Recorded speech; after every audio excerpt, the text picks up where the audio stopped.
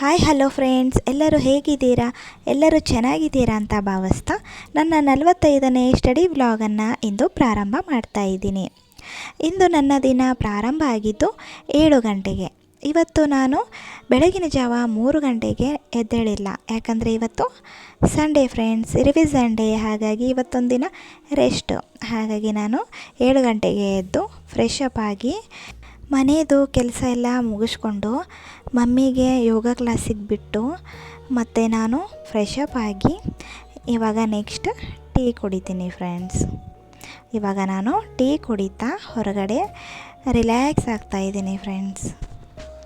ಈ ರೀತಿಯಾಗಿ ಆರಾಮಾಗಿ ಕುಂತ್ಕೊಂಡು ರಿಲ್ಯಾಕ್ಸ್ ಆಗ್ತಾ ಟೀ ಕುಡಿಯೋದಂದರೆ ನಂಗೆ ತುಂಬಾ ಇಷ್ಟ ಫ್ರೆಂಡ್ಸ್. ಒಂಥರ ಮೈಂಡೆಲ್ಲ ಫುಲ್ಲು ರಿಲ್ಯಾಕ್ಸ್ ಆಗುತ್ತೆ. ಅದಕ್ಕೆ ನಾನು ಹೊರಗಡೆ ಕುಂತ್ಕೊಂಡು ಟೀನ ಎಂಜಾಯ್ ಮಾಡ್ಕೊತ ಕುಡಿತೀನಿ ಫ್ರೆಂಡ್ಸ್.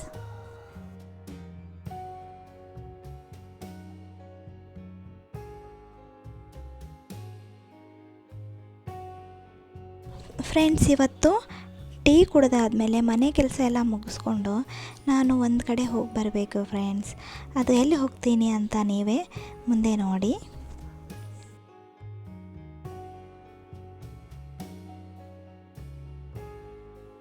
Two hours later.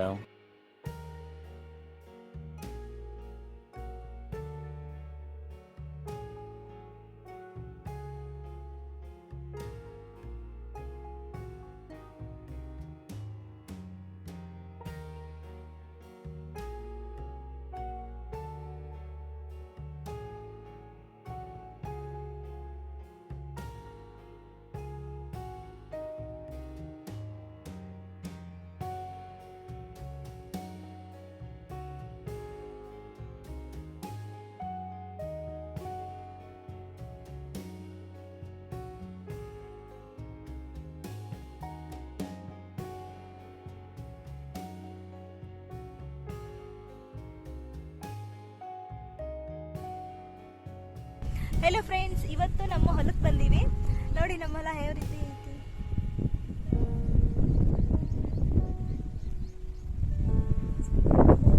ಅಲ್ಲಿ ಹೋಗಿ ಒಂದು ಕೆಲಸ ಮಾಡ್ತೀವಿ ಫ್ರೆಂಡ್ಸ್. ಇವತ್ತು ಅದಕ್ಕೆ ಬಂದೀವಿ, ತೋರಿಸ್ತೀನಿ ಬನ್ನಿ ಫ್ರೆಂಡ್ಸ್. ಯಾಕೆ ಹೊಲಕ್ಕೆ ಬಂದೀನಿ ಅಪ್ಪ ಅಂತಂದ್ರೆ, ಇದು ನಮ್ಮದು ಲಕ್ಷ್ಮೀದು ದೇವರ ಜಗ್ಲಲ್ಲಿ ಇಟ್ಟಿರ್ತೀವಲ್ಲ ಕಾಯಿ, ಅದು ಕಾಯಿ ಬೆಳೆದೈತಿ ಇವಾಗ.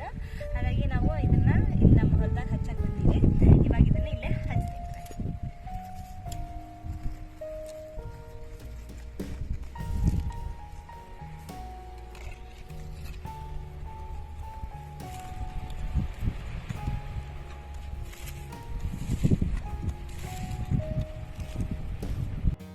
ಫ್ರೆಂಡ್ಸ್, ಇಷ್ಟು ತೆಗೆದು ತೋಡಿದ್ದೀನಿ. ಇವಾಗ ಇದನ್ನೀಗ ಹಚ್ತೀನಿ.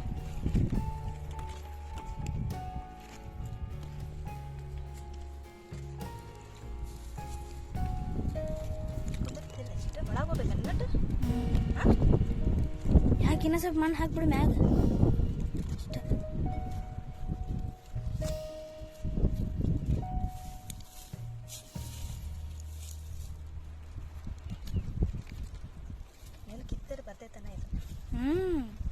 ಸ್ವಲ್ಪ ಒಳಗೆ ಹಾಕ್ಬೇಕಾಗಿತ್ತು ನನಗೆ.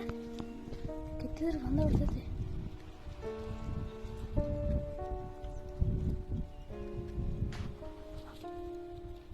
ನೋಡ,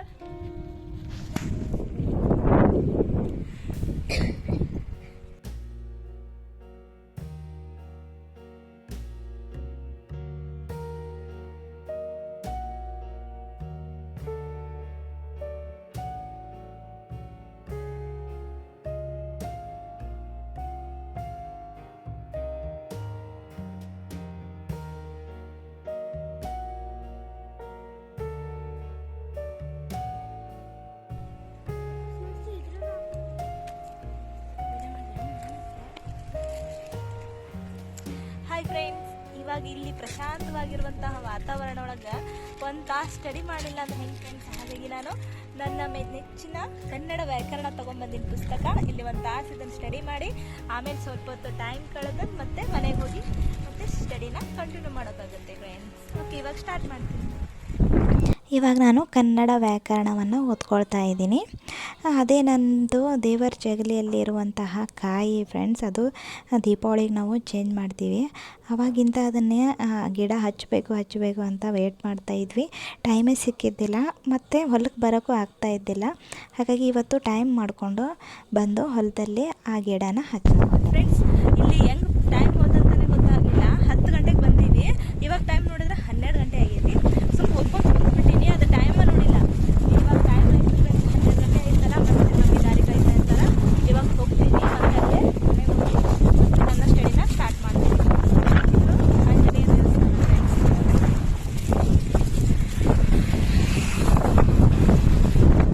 ಈ ಆಂಜನೇಯ ದೇವಸ್ಥಾನದ ಎದುರುಗಡೆನೆ ನಮ್ಮ ಹೊಲ, ನಮ್ಮ ಮನೆ ದೇವರು ಆಂಜನೇಯ.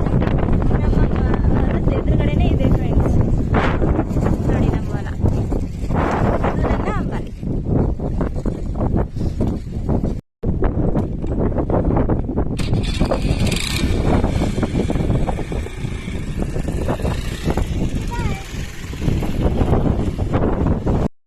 ಮನೆಗೆ ಬಂದು ಸ್ವಲ್ಪ ಟೈಮ್ ಕಳೆಯೋತ್ಲಿಗೆ 1 ಗಂಟೆ ಆಯಿತು ಫ್ರೆಂಡ್ಸ್. ಇವಾಗ ನಾನು ನನ್ನ ಸ್ಟಡಿನ ಸ್ಟಾರ್ಟ್ ಮಾಡ್ತಾಯಿದ್ದೀನಿ. ಈಗ 3 ಅವರ್ ಸ್ಟಡಿ ಮಾಡಬೇಕು. ಜಿಯೋಗ್ರಫಿ, ಹಿಸ್ಟ್ರಿ ಮತ್ತು ಪೊಲಿಟಿಕಲ್ ಈ 3 ಸಬ್ಜೆಕ್ಟ್ದು ರಿವಿಷನ್ ಮಾಡಬೇಕು. ಇವಾಗ ನಾನು ಫಸ್ಟ್ ಜಿಯೋಗ್ರಫಿ ಸಬ್ಜೆಕ್ಟನ್ನು ರಿವಿಷನ್ ಮಾಡ್ತಾಯಿದ್ದೀನಿ. ಇವಾಗ ಸ್ಟಾರ್ಟ್ ಮಾಡ್ತೀನಿ.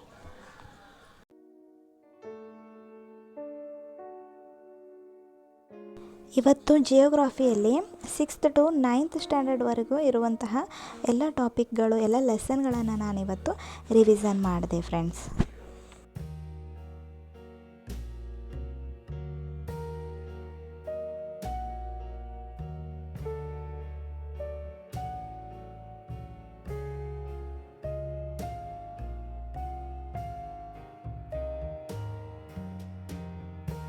ಇದು ನನ್ನ ಜಿಯೋಗ್ರಫಿ ನೋಟ್ಸ್ ಫ್ರೆಂಡ್ಸ್. ನೋಡಿ, ನಾನು ಈ ರೀತಿಯಾಗಿ ಶಾರ್ಟ್ ನೋಟ್ಸ್ ಮಾಡಿದೆ. ಭಾರತದ ಭೌಗೋಳಿಕ ಸ್ಥಾನ, ಇಲ್ಲಿ ಎಲ್ಲಾನು ಶಾರ್ಟಾಗಿ ನೋಟ್ಸ್ ಬರ್ಕೊಂಡಿದ್ದೀನಿ. ಇದು ನೋಡಿ, ನನ್ನ ಹ್ಯಾಂಡ್ ರೈಟಿಂಗ್ ಅಷ್ಟೊಂದು ಚೆನ್ನಾಗಾಗಲ್ಲ ಫ್ರೆಂಡ್ಸ್. ನನಗೆ ತಿಳಿದ್ರೆ ಸಾಕಂತ ಈ ರೀತಿ ಮಾಡ್ಕೊಂಡಿದ್ದೀನಿ ನಾನು. ನೋಡಿ ಇಷ್ಟು. ನೋಡಿ, ಇದು ಸಮಭಾಜಕ ವೃತ್ತ. ಇದಿಷ್ಟು ಶಾರ್ಟ್ ನೋಟ್ಸು.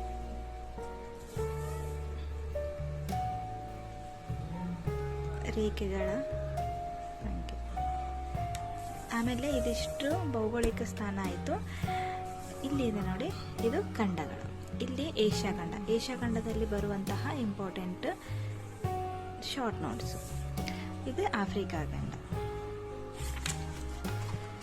ಮತ್ತು ಇಲ್ಲಿ ಉತ್ತರ ಅಮೇರಿಕಾ, ಇದು ದಕ್ಷಿಣ ಅಮೇರಿಕಾದ ಶಾರ್ಟ್ ನೋಟ್ಸ್ಗಳು. ಇದು ಅಂಟಾರ್ಟಿಕಾ ಖಂಡ, ಅದರಲ್ಲಿ ಬರುವಂತಹ ಶಾರ್ಟ್ ನೋಟ್ಸು. ಇದು ಯುರೋಪ್ ಖಂಡ ಮತ್ತು ಆಸ್ಟ್ರೇಲಿಯಾ ಖಂಡ. ಈ ರೀತಿಯಾಗಿ ನಾನು ನೋಟ್ಸ್ ಮಾಡ್ಕೊಂಡು ಇಟ್ಕೊಂಡಿದ್ದೀನಿ ಫ್ರೆಂಡ್ಸ್.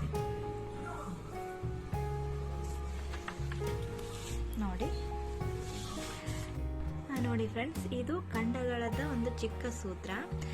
ಆನೆ ಊರು ಸುತ್ತು, ದಸರಾದಲ್ಲಿ ಅಂಬಾರಿ ಹೊತ್ತು, ಯುದ್ಧದಲ್ಲಿ ಆಡು. ನೋಡಿ, ಆನೆ ಅಂತ.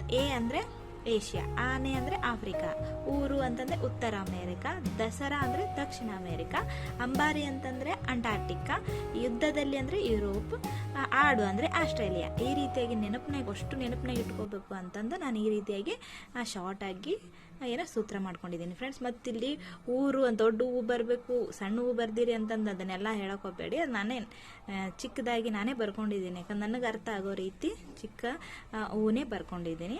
ಓಕೆ ಫ್ರೆಂಡ್ಸ್, ಈ ರೀತಿಯಾಗಿ ನಾನು ನೆನಪಿನಾಗ ಇಟ್ಕೊಳ್ಳೋಕೆ ಈ ರೀತಿ ಸೂತ್ರಗಳನ್ನು ಮಾಡ್ಕೊತೀನಿ. ಇವಾಗ ಟೈಮು 2:09 ಆಯಿತು ಫ್ರೆಂಡ್ಸ್. ನಂದು ಜಿಯೋಗ್ರಫಿ ಇವಾಗ ರಿವಿಷನ್ ಎಲ್ಲ ಕಂಪ್ಲೀಟ್ ಆಯಿತು.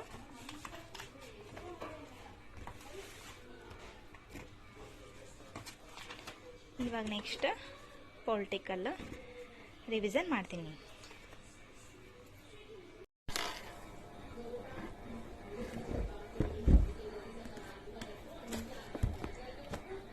ಫ್ರೆಂಡ್ಸ್, ನಂದು 6th to 10th ವರೆಗೂ ಇರುವಂತಹ ಪೊಲಿಟಿಕಲ್ ನೋಟ್ಸ್ ಎಲ್ಲ ನಾನು ಈ ಬುಕ್ನಲ್ಲಿ ಮಾಡ್ಕೊಂಡಿದ್ದೀನಿ. ಇದೆಲ್ಲ PUC ನೋಟ್ಸ್. ಇದೆಲ್ಲ PUC ನೋಟ್ಸ್. ಇವಾಗ ನಾನು ಈ ಎಲ್ಲ ನೋಟ್ಸನ್ನು ನಾನು ರಿವಿಷನ್ ಮಾಡ್ತೀನಿ ಫ್ರೆಂಡ್ಸ್. ಓಕೆ. ಇವತ್ತಿನ ಪೊಲಿಟಿಕಲ್ ಸ್ಟಡಿ ಅವಧಿಯಲ್ಲಿ ನಾನು 6th to 10th ಇರುವಂತಹ ಎಲ್ಲ ಲೆಸನ್ಗಳನ್ನು ಕಂಪ್ಲೀಟಾಗಿ ರಿವಿಷನ್ ಮಾಡಿಕೊಂಡೆ ಫ್ರೆಂಡ್ಸ್. ಈ ನೋಟ್ಸು ರೀಸೆಂಟಾಗಿ ಮಾಡ್ಕೊಂಡಿರೋ ನೋಟ್ಸ್ ಅಲ್ಲ ಫ್ರೆಂಡ್ಸ್. ನಾನು ಲಾಸ್ಟ್ ಟೈಮಲ್ಲಿ TETಗೆ ಓದ್ತಾ ಇದ್ನಲ್ಲ, ಆ ಟೈಮಲ್ಲಿ ಕಂಪ್ಲೀಟಾಗಿ ಇದನ್ನು ನೋಟ್ಸ್ ಮಾಡಿಟ್ಕೊಂಡಿದ್ದೀನಿ, ಅದನ್ನೇ ಓದ್ಕೊಳ್ತಾ ಇದ್ದೀನಿ. ಇವಾಗ ನನ್ನ ಪೊಲಿಟಿಕಲ್ ಕೂಡ ಕಂಪ್ಲೀಟ್ ಆಯಿತು. ಇವಾಗ ನೆಕ್ಸ್ಟ್ ಹಿಸ್ಟ್ರಿ ರಿವಿಷನ್ ಮಾಡಬೇಕು. ಇಲ್ಲಿ ಹಿಸ್ಟ್ರಿ ನೋಟ್ಸ್ ಐತೆ, ನಮ್ಮದು ಸ್ಕೂಲ್ದು ಹಿಸ್ಟ್ರಿ ನೋಟ್ಸ್ ಎಲ್ಲ ಈ ಕಡೆ ಮಾಡಿದ್ದೀನಿ. ಇದನ್ನು ನಾನು ಇವಾಗ ಮತ್ತೆ ಕಂಟಿನ್ಯೂ ಆಗಿ ಓದ್ತೀನಿ. ಇದು history notes 6th to 10th ಇರುವಂತಹ ನೋಟ್ಸು. 6th to 10th ಇವತ್ತೇನು ಕಂಪ್ಲೀಟ್ ಆಗಲಿಲ್ಲ ಫ್ರೆಂಡ್ಸ್, ಆಲ್ಮೋಸ್ಟ್ ಅರ್ಧದಷ್ಟು ಕಂಪ್ಲೀಟ್ ಆಯಿತು ಅಷ್ಟೇ. ಫ್ರೆಂಡ್ಸ್, ಹಿಸ್ಟ್ರಿ ನೋಟ್ಸ್ನ ನಾನು ಯಾವ ರೀತಿ ಮಾಡೀನಂದ್ರೆ ನೋಡಿ, ಇಲ್ಲಿ ಮತ ಪ್ರವರ್ತಕರು, ಸಮಾಜ ಸುಧಾರಕರು, ಈ ಲೆಸನ್ನಲ್ಲಿ ಬರುವಂತಹ ಶಂಕರಾಚಾರ್ಯರು, ಆಮೇಲೆ ರಾಮಾನುಜಾಚಾರ್ಯರು, ಆಮೇಲೆ ಬಸವೇಶ್ವರರು, ಆಮೇಲೆ ಮಧ್ವಾಚಾರ್ಯರು, ಇವರು ಇಷ್ಟನ್ನು ಒಂದು ಪದ್ಯದ ಮುಖಾಂತರ ಅವರ ಹೆಸರು, ಅವರ ತಂದೆ ಹೆಸರು, ತಾಯಿ ಹೆಸರು, ಅವರ ಪ್ರತಿಪಾದಿಸಿದಂತಹ ಸಿದ್ಧಾಂತ, ಇದಷ್ಟು ಒಂದೇ ಪದ್ಯದಲ್ಲಿ ಬರೋ ರೀತಿ ಈ ಪದ್ಯವನ್ನು ನಾನು ರಚಿಸಿದ್ದೀನಿ, ಕ್ರಿಯೇಟ್ ಮಾಡೀನಿ, ಸುಮ್ಮನೆ ನೆನಪಿಡೋಕ್ಕೋಸ್ಕರ. ನೋಡಿ, ಶಂಕರ ಶಿವ ಆರ್ಯ ಅದ್ವ ರಾಮಕೇಶ ಕಾಂತಿ ವಿಶ್ವ ಬಸವ ಮಾದ ಲಾಂಬಿ ಶಕ್ತಿ ಮಧ್ವ ಮಧ್ಯ ವೇದ ದ್ವೈತ, ಈ ರೀತಿಯಾಗಿ ಚಿಕ್ಕ ಪದ್ಯ ಮಾಡೀನಿ ಫ್ರೆಂಡ್ಸ್. ನೋಡಿ, ಶಂಕರ ಶಿವ ಆರ್ಯ ಅದ್ವ, ಶಂಕರಾಚಾರ್ಯರ ತಂದೆ ಹೆಸರು ನೋಡಿ, ಶಂಕರ ಶಿವ ಆರ್ಯ ಅದ್ವ, ತಂದೆ ಹೆಸರು ಶಿವಗುರು, ತಾಯಿ ಆರ್ಯಾಂಬ, ಅವರು ಪ್ರತಿಪಾದಿಸಿದಂತಹ ಸಿದ್ಧಾಂತ ಅದ್ವೈತ ಸಿದ್ಧಾಂತ. ಈ ರೀತಿಯಾಗಿ ಶಂಕರ ಶಿವ ಆರ್ಯ ಅದ್ವ, ರಾಮಕೇಶ ಕಾಂತಿ ವಿಶ್ವ, ರಾಮಾನುಜಾಚಾರ್ಯರ ನೋಡಿ ತಂದೆ ಹೆಸರು ಕೇಶವ ದೀಕ್ಷಿತರು, ಕೇಶ ಅಂದರೆ ಕೇಶವ ದೀಕ್ಷಿತರು, ತಾಯಿ ಕಾಂತಿಮತಿ, ಕಾಂತಿ ಅಂತ ಮಾಡೀನಿ, ಕಾಂತಿಮತಿ. ಇವರು ಏನು ಪ್ರತಿಪಾದಿಸಿದಂಥ ಸಿದ್ಧಾಂತ ವಿಶಿಷ್ಟಾದ್ವೈತ. ಈ ರೀತಿಯಾಗಿ ನಾನು ನೆನಪಿಟ್ಕೊಳ್ಳೋಕ್ಕೆ ಈ ರೀತಿಯಾಗಿ ಟ್ರಿಕ್ಸ್ಗಳನ್ನು ಬಳಸ್ಕೋತೀನಿ ಫ್ರೆಂಡ್ಸ್. ನೀವು ಸಹ ಈ ರೀತಿಯ ಟ್ರಿಕ್ಸ್ಗಳನ್ನು ಬಳಸ್ಕೊಳ್ಳಿ ಅಂತ ಹೇಳ್ತಿದ್ದೀನಿ ಫ್ರೆಂಡ್ಸ್. ಇವಾಗ 1 ತಾಸು ರಿವಿಷನ್ ಆಯಿತು, ಇನ್ನೂ ಅಯ್ಯೋ ಅದಕ್ಕೆ ಅಪ್ಪಬ್ಬ ಇನ್ನೂ ಸಿಕ್ಕಾಪಟ್ಟೆ ನೋಟ್ಸ್ ಐತಿ ಫ್ರೆಂಡ್ಸ್. ಇದು ಏನಾಗೈತೆ ಅಂದ್ರೆ ಫ್ರೆಂಡ್ಸ್, ನಾನು ಈಗ ವಿಜಯನಗರ ಸಾಮ್ರಾಜ್ಯ ಈ ಟಾಪಿಕ್ ಇತ್ತಲ್ಲ, ಇದರಲ್ಲಿ 6th ಸ್ಟ್ಯಾಂಡರ್ಡಲ್ಲಿ ಎಷ್ಟೈತೆ ಅದಷ್ಟು, ಮತ್ತು ಏನೋ 8th ಸ್ಟ್ಯಾಂಡರ್ಡಲ್ಲಿ ಎಷ್ಟೈತೆ ಅಷ್ಟು, ಆಮೇಲೆ ಮತ್ತೆ ಯೂಟ್ಯೂಬ್ ಚಾನಲಲ್ಲಿ ಸರ್ಚ್ ಮಾಡಿ ಇದಕ್ಕೆ ಸಂಬಂಧಪಟ್ಟಂತಹ ವಿಡಿಯೋಗಳು, ಅದಕ್ಕೆ ಸಂಬಂಧಪಟ್ಟಂತಹ ನೋಟ್ಸ್, ಈ ರೀತಿಯಾಗಿ ಕಂಪ್ಲೀಟ್ ಆಗಿರುವಂತಹ ಪ್ಯಾಕೇಜನ್ನು ನಾನು ನೋಟ್ಸ್ ಮಾಡ್ಕೊಂಡು ಇಟ್ಕೊಂಡ್ಬಿಟ್ಟೀನಿ. ಹಾಗಾಗಿ ಇದು ಭಾಳ ಆಗತ್ತೈತೆ ನನಗೆ ರಿವಿಷನ್ ಮಾಡೋಕೆ. ಇಲ್ಲಿ ಫ್ರೆಂಡ್ಸ್ ಏನಾಗುತ್ತೆ, ನೆಕ್ಸ್ಟ್ ಮತ್ತೆ ರಿವಿಷನ್ ಮಾಡೋಕ್ಕಾಗುತ್ತಲ್ಲ, ಇಷ್ಟೈತಿ, ಇದಷ್ಟು ಕಂಪ್ಲೀಟಾಗಿ ಇಷ್ಟೇ ನೋಟ್ಸಿದ್ದು 6th to 10th ಇರುವಂತಹ ನೋಟ್ಸು. ಹಾಗಾಗಿ ಭಾಳ ಐತಿ. ಆಯಿತು, ನಡೀತೈತಿ. ಇವಾಗ ನಾನು ಅರ್ಧದಷ್ಟು ಏನು ರಿವಿಷನ್ ಮಾಡೀನಿ, ನೆಕ್ಸ್ಟ್ ಮತ್ತೆ ರಿವಿಷನ್ ಮಾಡೋಕ್ಕಾಗತ್ತೆ. ಇವಾಗ ನಾನು ಅರ್ಧ ತಾಸು ಅಥವಾ 1 ತಾಸು ರೆಸ್ಟ್ ಮಾಡ್ತೀನಿ ಫ್ರೆಂಡ್ಸ್. ಸಾಕೈತಿ, 3 ತಾಸು ಕಂಟಿನ್ಯೂ ಓದಿದೆ. ಮತ್ತು ನಾನು 1 ತಾಸು ರೆಸ್ಟ್ ಮಾಡಿ ಮತ್ತು ಆಮೇಲೆ ಎದ್ದು ಹಿಸ್ಟ್ರಿ ಕಂಟಿನ್ಯೂ ಮಾಡ್ತೀನಿ. ಇನ್ನೊಂದು ತಾಸಾದರೂ ಇವತ್ತು ರಿವಿಷನ್ ಮಾಡ್ತೀನಿ, ಮತ್ತು ನೆಕ್ಸ್ಟ್ ಸಂಡೇ ಇರೋದು.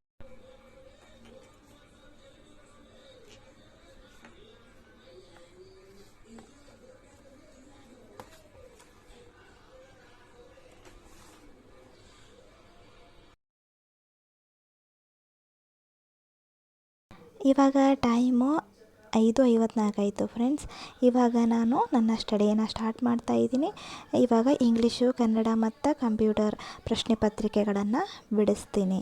ಅದು ವಿವರಣಾತ್ಮಕ ಉತ್ತರದ ಸಹಿತ ಫ್ರೆಂಡ್ಸ್. ಒಂದು ಪ್ರಶ್ನೆ ಬಿಡಿಸ್ತೀನಿ, ಅದರದ ವಿವರಣಾತ್ಮಕ ಉತ್ತರವನ್ನು ಸಹ ಓದ್ಕೋತೀನಿ. ಇಲ್ಲಿ 360 ಆ್ಯಂಗಲಲ್ಲಿ ಉತ್ತರ ಬಂದುಬಿಟ್ಟಿರುತ್ತೆ. ಎಷ್ಟೋ ಟಾಪಿಕ್ಗಳಲ್ಲಿ ಕಂಪ್ಲೀಟ್ ಆಗ್ತಾವೆ ಮತ್ತು ರಿವಿಷನ್ನು ಆಗುತ್ತೆ ಅಂತ ಈ ಪುಸ್ತಕವನ್ನೇ ನಾನು ರೆಫರ್ ಮಾಡ್ತಾ ಇದ್ದೀನಿ ಫ್ರೆಂಡ್ಸ್. ಇವತ್ತು ಕಡ್ಡಾಯ ಕನ್ನಡ ಎಕ್ಸಾಮ್ದು ನೋಟಿಫಿಕೇಷನ್ ಆಗೈತಿ, ಎಕ್ಸಾಮ್ ಡೇಟು ಸಹ ಬಿಟ್ಟಾರ. ಇದ್ರ ಬಗ್ಗೆ ಸ್ವಲ್ಪ ಮಾಹಿತಿ ಹೇಳ್ತೀನಿ. ಎಲ್ಲರಿಗೂ ಆಲ್ಮೋಸ್ಟ್ ಗೊತ್ತಿರುತ್ತಾ, ಗೊತ್ತಿಲ್ಲದೆ ಇರೋರು ತಿಳ್ಕೊಳ್ಳಿ ಅಂತ ಹೇಳ್ತಾ ಇದ್ದೀನಿ ಫ್ರೆಂಡ್ಸ್. ಏನಪ್ಪ ಅಂದರೆ ಫ್ರೆಂಡ್ಸ್, ಈ ಕಡ್ಡಾಯ ಕನ್ನಡ ಗ್ರಾಮ ಲೆಕ್ಕಾಧಿಕಾರಿ ಈ ಪರೀಕ್ಷೆಯ ಕಡ್ಡಾಯ ಕನ್ನಡ ಯಾವಾಗ ನಡೆಯುತ್ತೆ ಅಂತಂದರೆ 29/9/2024 ಕಡ್ಡಾಯ ಕನ್ನಡ ಪರೀಕ್ಷೆ ನಡೆಯುತ್ತೆ. ಇದು 150 ಅಂಕಗಳಿಗೆ ಇರುತ್ತೆ ಫ್ರೆಂಡ್ಸ್. ಇದರಲ್ಲಿ ನಾವು ಕನಿಷ್ಠ 50 ಅಂಕಗಳನ್ನು ಪಡಿಲೇಬೇಕು. ಈ 50 ಅಂಕಗಳನ್ನು ಪಡೆದ್ರೆ ಫೈನಲ್ ಇಲ್ಲಿ ಅಕ್ಟೋಬರ್ 27 ನಡೆಯುತ್ತಲ್ಲ ಫೈನಲ್ ಎಕ್ಸಾಮು, ಆ ಎಕ್ಸಾಮ್ನಲ್ಲಿ ನಮಗೆ ಎಂಟ್ರಿ ಇರುತ್ತೆ. ನಾವೇನಾದರೂ 50 ಅಂಕ ತೊಗೊಂಡಿಲ್ಲ ಅಂತಂದ್ರೆ ನಾವು ಆ ಎಕ್ಸಾಮ್ ಬರೆಯೋಕ್ಕೆ ಅರ್ಹರಾಗಿರಲ್ಲ, ನಮಗೆ ಆ ಎಕ್ಸಾಮಿಗೆ ಎಂಟ್ರಿ ಇರಲ್ಲ ಫ್ರೆಂಡ್ಸ್. ಹಾಗಾಗಿ ಎಲ್ಲರೂ 50 ಮಾರ್ಕ್ಸನ್ನು ತೊಗೊಳ್ಳೇಬೇಕು. ಆಮೇಲೆ ಯಾರ್ಯಾರು ಅರ್ಜಿ ಹಾಕಿವಲ್ಲ ಅವರೆಲ್ಲರೂ ಸಹ ಈ ಎಕ್ಸಾಮನ್ನು ಬರೀಬೇಕು. ಈ ಪರೀಕ್ಷೆಯ ಪ್ರಶ್ನೆಗಳು MCQ ರೀತಿಯಲ್ಲಿ ಇರುತ್ತೆ, ಅಂದರೆ ವಸ್ತುನಿಷ್ಠ ಪ್ರಶ್ನೆಗಳನ್ನು ಒಳಗೊಂಡಿರುತ್ತೆ.